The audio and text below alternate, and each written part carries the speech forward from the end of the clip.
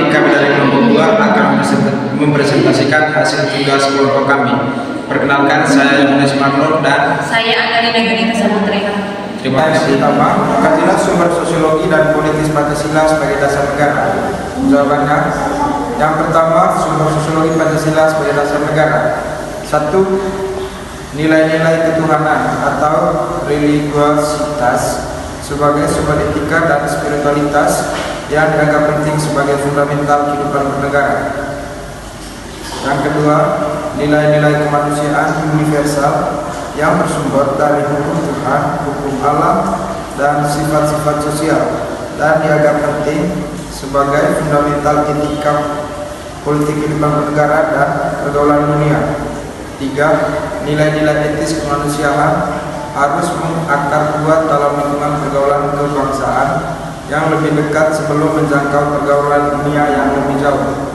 Yang keempat, nilai ketuhanan, nilai kemanusiaan, dan nilai serta cita-cita kebangsaan itu dalam aktualisasinya harus menjunjung tinggi kedaulatan rakyat yang dipimpin oleh hikmat kebijaksanaan. Dan yang kelima, nilai ketuhanan, nilai kemanusiaan, nilai dan cita kebangsaan, serta demokrasi permusyawaratan itu memperoleh arti sejauh dalam mewujudkan keadilan sosial. Yang kedua, sumber politis Pancasila sebagai dasar negara. Sumber politis Pancasila sebagai dasar negara terkandung makna bahwa Pancasila menjelma asas dalam sistem demokrasi konstitusional dan konsekuensinya adalah Pancasila menjadi landasan etik dalam kehidupan politik bangsa Indonesia. Selain itu, bagi warga negara yang berkiprah dalam lembaga-lembaga pemerintah, baik di pusat maupun di daerah, Pancasila merupakan norma hukum dalam memformulasikan dan mengimplementasikan kebijakan publik yang menyangkut hajat hidup orang banyak. Di sisi lain, bagi setiap warga negara yang terikat dalam infrastruktur politik atau sektor masyarakat seperti organisasi kemasyarakatan.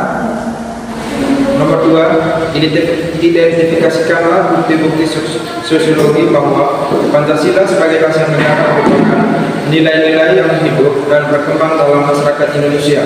Jawabannya adalah yang pertama, bukti-bukti dari sosiologi bahwa Pancasila sebagai dasar negara merupakan nilai-nilai yang hidup dan berkembang dalam masyarakat Indonesia. Antara lain, 1. Kehidupan sosial yang berlandaskan gotong royong, saling menghargai dan toleransi antar umat beragama dan budaya yang terdapat di masyarakat Indonesia. 2. Adanya partisipasi aktif dari masyarakat dalam pembangunan nasional yang dilakukan dengan semangat gotong royong dan kebersamaan untuk mencapai tujuan bersama.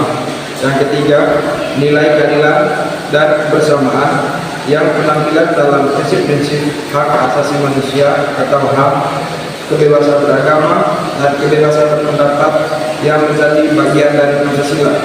4. Kesatuan dan persatuan bangsa yang menjadi pijakan utama dalam kehidupan masyarakat berbangsa dan bernegara. Nomor 3, menurut kelompok Anda, apakah nilai-nilai Pancasila dalam kehidupan masyarakat tersebut mengalami kemunduran atau tidak? Jawabannya,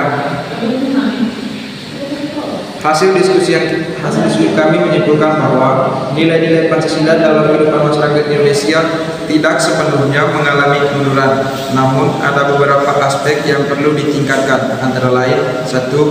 Kurangnya kesadaran masyarakat dalam mengamalkan nilai-nilai Pancasila dalam kehidupan sehari-hari. 2.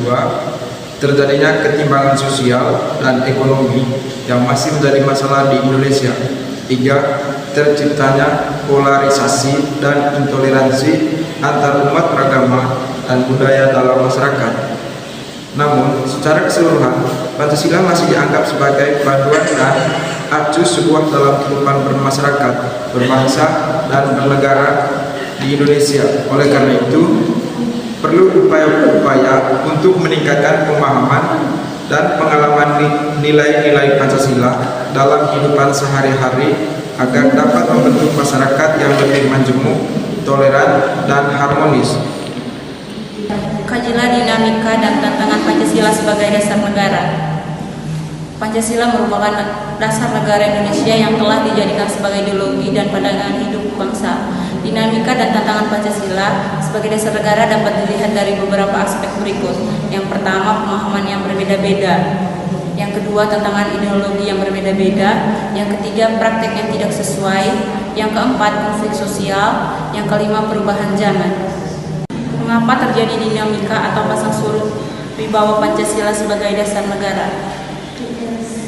Terjadinya dinamika dan pasang surut dalam wibawa Pancasila sebagai dasar negara disebabkan oleh beberapa faktor, diantaranya yang pertama, perbedaan implementasi, yang kedua, perubahan sosial, yang ketiga, perubahan pemerintahan, yang keempat, tantangan ideologi, yang kelima, konflik sosial. Berikut adalah beberapa contoh dinamika konkret dari Pancasila sebagai dasar negara. Yang pertama, masalah korupsi dan nepotisme. Yang kedua, konflik agama dan etnis. Yang ketiga, pelanggaran hak asasi manusia.